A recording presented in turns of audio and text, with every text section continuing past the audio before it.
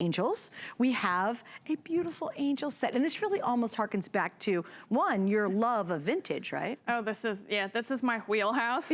As a designer, you know, one of the things that I have collected, so I've been a graphic designer for 28 years, wow. And the company is about to be 25 years old. Oh my gosh. But I have collected this kind of thing my whole life, and to have it to design with and to have it to be made into product for crafting is the ultimate privilege as a designer. So angels, 120 favorite angel stickers. These are 3D stickers that they're reimagined from antique ephemera, like antique Victorian postcards and beautiful old paintings. And what we've done is we've given them to you. There's 4 each, like of each one of these designs, you're getting 4 of each. There's 30 different angels on this table.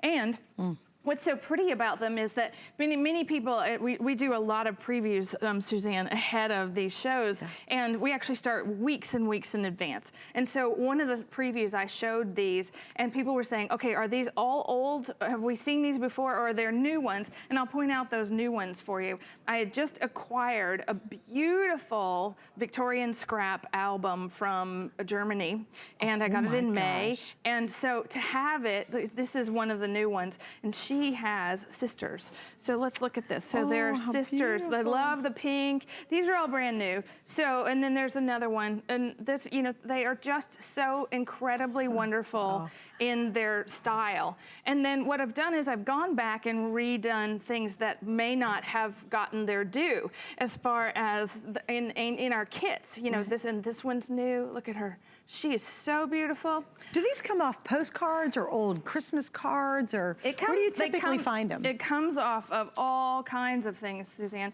But it has to be, it has to be of a certain age. You can't just take things. Right. So you have to have. Right, because that would be a copyright issue. Yes, right. And so I have this museum quality archive of things that I am consistently working on and using. Okay, so look. Isn't that beautiful? There are those beautiful dies from the last item, and then adding that little. So remember, if you didn't get the die, that's how she did the more ornate wings behind it.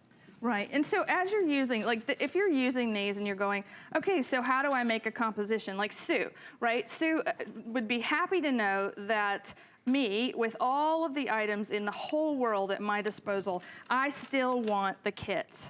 I still want to be able to have all of the elements there on my dining room table, and I love that they're all in one place, right? I love being able to put all this together from one box. Well, the nice part about this, though, is if I take your other Christmas kits, because, you know, you do have a familiar look, then I could just take these and add those to my old Christmas kits. That would work, right? Absolutely. Yeah. We have so many beautiful things that, I mean, like I said, almost 25 years, yeah. we make sure that it all goes together, it all mix and matches over all those decades. That's so awesome. So that as you're working with these things, you can pull the snowflakes from last Christmas, or the, you know, the sentiment from the year before. Right, so it all works. So if you already have some kits left and you've got, I've got all this extra stuff, just grab these and add to it. I also think this would be great for a scrapbook. Can you imagine doing like a new baby and a scrapbook and all that whole angel story? Pretty. See, so it's not, Absolutely. When I think angels, I don't think of angels just for the holiday. I mean, I think of angels all year long. Suzanne. I really do. And I think if you take some of these, and even if you wanted to make, can you imagine using her vintage papers, put this one on here and wish someone congratulations on your new baby, or your angel's just watching over you, or, you know, maybe someone's gonna have surgery and you wanna make them a nice little card. Again, I associate angels with much more than just a holiday experience. So don't think of this as just limited to a holiday. So you talk about mixing and matching. I was just here on August the 15th, and this is our beautiful lace dies. And I said on August 15th they were perfect for Christmas, and I meant it, because they are so beautiful. Look at what happens when you just add a beautiful angel to something that you might have just bought from me. And you might have bought it for a different reason, but to put it on your Christmas card, now we've got a whole nother ball game. That's great. And I mean, I know that so many of you spend hours and months working on your Christmas cards. Having something beautiful to work with like this, like these angels, you'll be finding, look at this, you'll find lots of uses for them. Split the sticker, okay, so they're usually dimensional cardstock stickers. Split it with your finger and slide that little wing in behind. Give her a whole new set of wings, right? How beautiful is that? And then the star that was in that little die set, you know, perfect.